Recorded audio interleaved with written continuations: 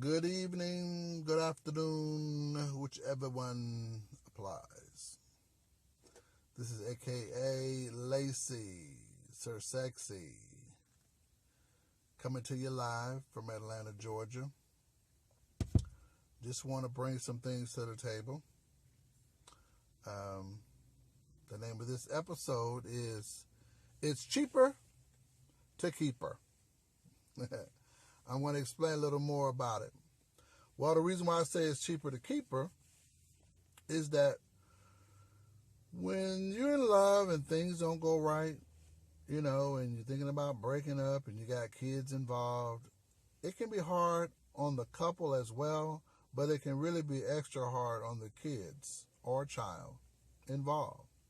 I know because I was one of them. Anyway,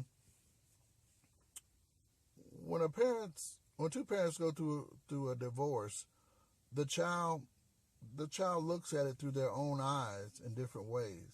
And you never know how that child is comprehending that and what's going on through that child's mind. Sometimes, when you break up like that, it can really scar the child mentally. Trust me, I know. I was one of them. Anyway, especially if there's a lot of arguing or fighting in the house, that can adversely affect the child. It is a form of child abuse. It really is. Because, back in the days it wasn't, but now it is. I'm ex-police, so I should know. You argue in front of a child or fight in front of a child, I don't know about anywhere else, but here in Georgia, they consider that as cruelty to children. That is a Georgia code. Check it out. But anyway, my thing to tell all the guys, that it's cheaper to keep her. Because if you really look at it, all the things that you guys work for, it's really not worth losing in a breakup. And all the time and money that y'all spent together or has accumulated together. And then when you go to court, 9 times out of 10, you got to half on all your stuff. And that's not cool. And then, if you're getting a little older, you can't keep starting over again.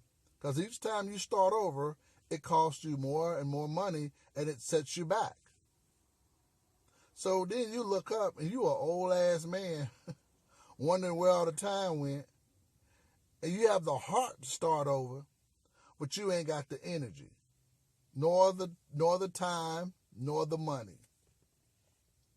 So I say to all my fellas out there, that's in the struggle with trying to keep a woman in your life, work those small things out, because it's really not worth it to leave, because you're going to leave half your shit. And then not only that, you don't want some other man raising your child. You don't want some other man, all in your kid's life like that. Trust me. The stuff that I'm telling you, I've been through it. When I went through my first divorce with my wife, I had a son. Well, I still have him, and we went through that little ordeal, and it was rough. It was rough on him, and it was rough on us.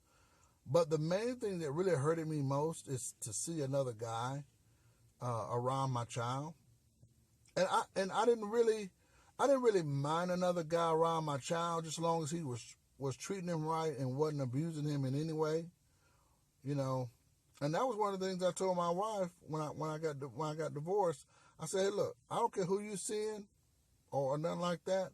I said, but when it comes to my child, don't have no other man whooping my child, and don't have no other man,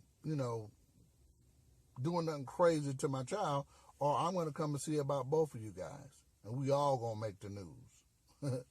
But anyway, I didn't mean to get off on track there. But anyway, it's cheaper to keep it, fellas. Hang on in there, man. Try to work that stuff out, because it's enough of the broken homes out there with these broken families. And see, the thing is, the home is the root of where a child really gets their good start in life.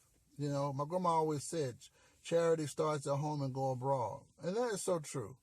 Everything that your child learns or see you guys do or not do, that child subconsciously takes that in their head.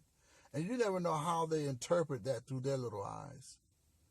So I say, fellas, stay together, work it out. Because if you put God in the middle of it, I promise you, it'll work out. And see, the thing is, one thing about God in your relationship, He knows you. He knows you. And the reason why I say He knows you is because you're His child. And not only are you His child, but He knows you. The Bible says that He even knows the amount of strings of hair that you have on your head. So does that tell you He knows you? So anyway, put God in it and let Him work it out, because He's the only one that can heal your heart. And when you get hurt in any situation, whether it's a man or a female, take that person to God. Because when you take them to God, God can fix them in ways that you can't even think about fixing them. So come off the cross, stop playing Jesus, and let God deal with your man or your woman. So anyway, we're going to stop at that note. But tune in next time with Love and Relationships, my advice to you. And I hope everybody is doing well coming into this new year. And remember, love yourself, love God, and love your mate. Talk to you later. Peace.